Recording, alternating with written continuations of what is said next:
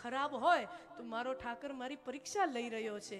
સુખમાં આપણે સુખને ઈશ્વરની પ્રસાદી સમજીએ છીએ અને દુઃખને ઈશ્વરની પરીક્ષા સમજીએ છીએ. પણ ઈશ્વર ઉપરનો ભરોસો મને ને તમને સુખ અને દુઃખ બંનેય જીરવવામાં મદદ કરે છે.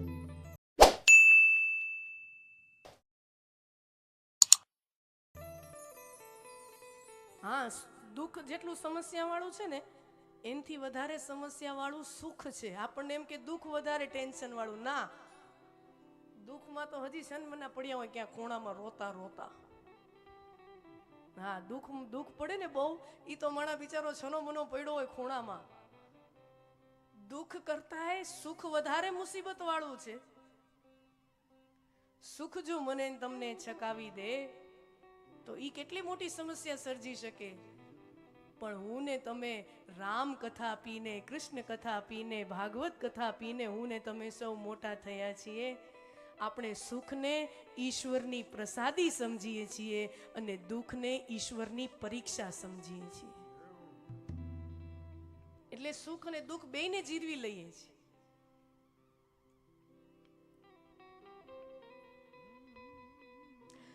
આપણે આપણી દાદીમાઓ પાસે, આપણે આપણી નાનીમાઓ પાસે સાંભળ્યું હશે, મેં તો સાંભળ્યું છે.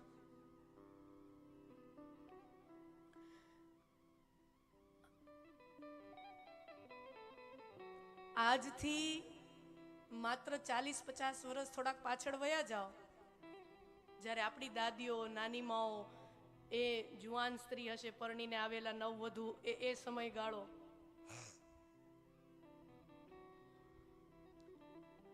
માત્ર 40-50 વર્ષ પાછળ વયા જાઓ તો આપણે જાણીએ છીએ કે આપણો સમાજ કે આપણો રાષ્ટ્ર કેવી આર્થિક કટોકટીમાંથી મોટા ભાગના લોકો આપણે પસાર થતા હતા.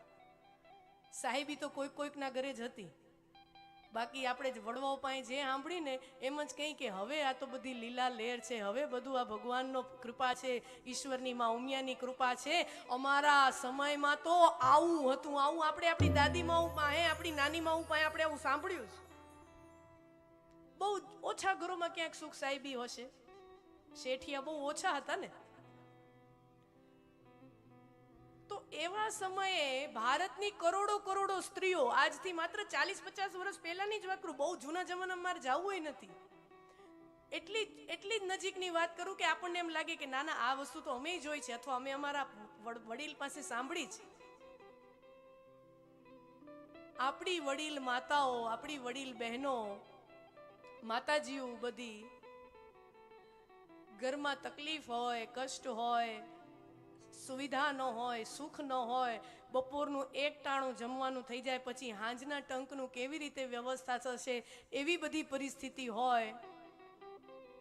અને આ અમુમન એવરેજલી બધા, મોટા ભાગે બધાના ઘરે આ સમસ્યા હતી.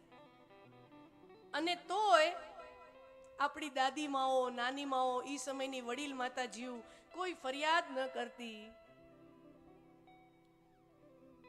એને કોઈ ફરિયાદનો ભાવ ન હોય, એને કોઈ હીનતાનો ભાવ ન હોય, એને કોઈ લઘુતાનો ભાવ ન હોય, એના મનમાં કોઈ અસંતોષનો ભાવ ન હોય. અને અત્યારે આપણે જોઈએ છીએ આપણી પાસે બધુંય છે પણ છતાં અત્યારે સંતોષનો ભાવ નથી. એ સમયમાં આપણા વડીલ માવડીઓ પાસે કાંઈ નહોતું પણ છતાંય મનમાં અસંતોષ નહોતો. હાય હાય અમે ગરીબ છીએ એવી ગરીબાઈની ભાવના નહોતી. શું કામ? ક્યાંક ને ક્યાંક મનના ઊંડા ખૂણે, હૃદયના ઊંડા ખૂણે આ કથાઓએ મારા તમારા ઉપર એટલો બધો પ્રભાવ પાડ્યો છે, આપણી માનસિક ચેતના ઉપર એટલો પ્રભાવ પાડ્યો છે કે અમે તો સાધારણ ઘરની સાધારણ સ્ત્રી છીએ, અમે તો સાધારણ ઘરની સાધારણ વહુ છીએ. અમારી સીતા માં, વિદેહ જેવી જનક રાજાની પુત્રી અને દશરથ જેવા ચક્રવર્તી સમ્રાટની પુત્રવધુ અને સ્વયં પરમાત્મા રામના પત્ની એવા અમારા સીતા માં, એના નસીબમાં વનના તડકા છાયા, વનના કાંટા ભાગમાં આવ્યા હતા. અમે ક્યાંય જંગલમાં તો નથી, અમારા ઘર ઉપર છત છે અને અમે અમારા પરિવાર સાથે રહીએ છીએ. આનાથી વધારે કૃપા ઈશ્વરની શું હોય? આ સંતોષ. ये संतोष जहां से मिलता था कि અમારી માં સીતાને તો વનના કાંટા ભોગવવા પડ્યા હતા. અમારી માં સીતાને, અને એ કોઈ સાધારણ સ્ત્રી થોડી હતા. હું ને તમે તો એક સાધારણ ઘરના સાધારણ દીકરી કે સાધારણ ઘરની સાધારણ વહુ. પણ એ તો અયોધ્યાની પાટમહી, પરમાત્માના પત્ની અને રાજકુમારી. પિતાને ત્યાં રાજવંશ છે, અહીંયા આવ્યા રાજવંશ. અરે એક રાજકુમારી, એક રાજરાણી, એને જો વનના તડકા છાયા ભોગવવા પડતા હોય અને અમારી સીતામાં એક વાર ફરિયાદ ન કરે તો પછી અમારા માથે તો અમારા ઘરની છત છે, અમારી હારે આવડો મોટો પરિવાર છે, અમે ગરીબ શેના, અમે દુખી શેના, અમે ગરીબ શેના, અમે બિચારા શેના. સમજાય છે? આજે કથાઓએ અપરોક્ષ રીતે જે મારા ને તમારા મન ઉપર જે ઊંડી છાપ છોડી છે, જે મને તમને બળ આપ્યું છે, જે મને તમને તાકાત આપી છે, એની કિંમત તોલી શકાય એમ નથી. અને આ બધું અજાણતે જ છે, આપણને ખબર નથી. એ રીતે આ કથાઓ મારા ને તમારા મગજ ઉપર અસર કરે છે.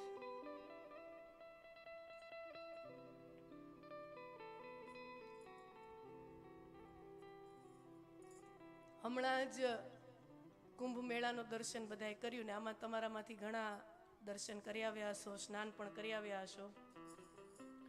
કુંભ મેળો કંઈક 13 કે 14 તારીખે જાન્યુઆરીના શરૂ થવાનો હતો ને અમારી 10 કે 12 જાન્યુઆરીના કાશીમાં કથા પૂરી થઈ. એટલે અમે ત્યાં જ, અને પછી જે પ્રથમ સ્નાન આવે શાહી સ્નાનો જે 13 અને 14 બે તારીખના હતા, તો સદભાગ્ય મળ્યું ત્યાં કુંભનું દર્શન કરવાનું, મહાકુંભનું દર્શન કર્યું, સંતો મહાત્માનું દર્શન કર્યું, ગંગાજી ત્રિવેણી સંગમ, ત્યાં સુંદર મજાનો સ્નાનનો, અને તમે બધા આમાંથી ઘણા ગયા હશો. હવે એટલી બધી ભીડ, અને શિયાળો સરસ મજાનો જાન્યુઆરી મહિનો, અને ઉત્તર ભારતમાં તો આમ પણ ઠંડીનું પ્રમાણ વધારે હોય. તો ત્યાં એક મમરાની ભેળ વેચવા વાળો હતો.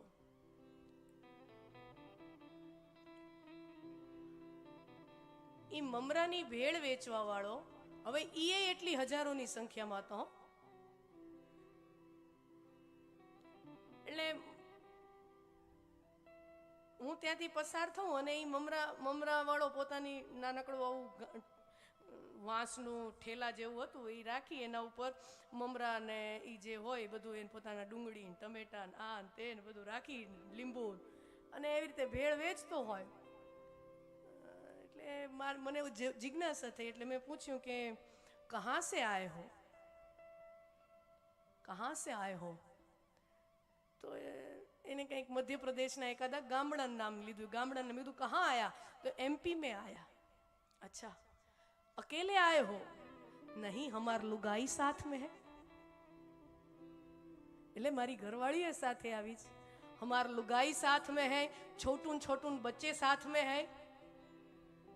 અચ્છા, એટલે પછી હજી પહેલો જ દિવસ હતો ને, ખબર નહોતી ને હજી શું છે.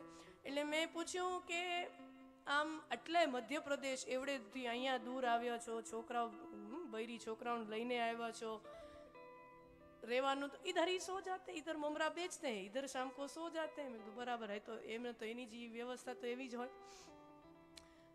મેં કીધું દિવસના આમ આશરે કેટલા રળી જાય? એવડે વતનથી દૂર તમે અહીંયા આવ્યા તો દિવસના કેટલા રળી જાય? આપણને સ્વાભાવિક ગુજરાતી મગજ તો કામ કરે જ ને, ગણતરી ગુણાકાર તો આપણા નસોમાં હોય ગુજરાતીમાં. તો દિવસના કિતના કમા લેતે હો? હવે એ જે આંકડો સાચો હોય ખોટો હોય રામ જાણે. એને કીધું કે 200, 300, 500 આ રેન્જમાં બોલે. હવે સાચો ખોટો ઈ જાણે, આપણને એટલું કીધું. तो इतनी रकम के लिए घर बार छोड़कर इधर ना रहने का ठिकाना, न खाने का ठिकाना, न कुछ है, इतनी भीड़ है, इतना शोर है, इतनी छोटी रकम के लिए अपना वतन छोड़कर इधर बैठे और 1 महीना रहोगे. એ માણસ અભણ માણસ હતો, સમજો. એને જવાબ, તમે અમુક આવી જગ્યાએ જાઓ ને તો ઘણી વખત મોટા મોટા ગ્રંથ મારીને તમારી નજર નો ખોલી દે ને, એવો એક સામાન્ય વ્યક્તિ, આપણા દેશનો સામાન્ય જન આપણી નજર ખોલી નાખે, આપણી દ્રષ્ટિ ઉઘાડી કરી નાખે. એને શું એક સરસ મજાની વાત કરીને મારા હૃદયમાં કોતરાઈ ગઈ. અરે મૈયા, અહીંયા બધા એમ દરેક સ્ત્રીને મૈયા કે, અરે મૈયા इधर ममरा बेचत है, इधर सोवत है, और यही ममरा खावत है। आ ममरा वेचीए ने आ ममरा खाઈએ અને વળી પાછા કે સાધુ સંતોના ભંડારા હોય તો ત્યાં પ્રસાદી લઈ લઈએ। ई ममरा बेचत है, ई ममरा खावत है, इधर सो जावत है, साधु संतों का दर्शन होवत है, गंगा मैया का स्नान होवत है। इससे ज्यादा राम जी को लूटेंगे क्या? इससे ज्यादा राम जी को लूटेंगे क्या?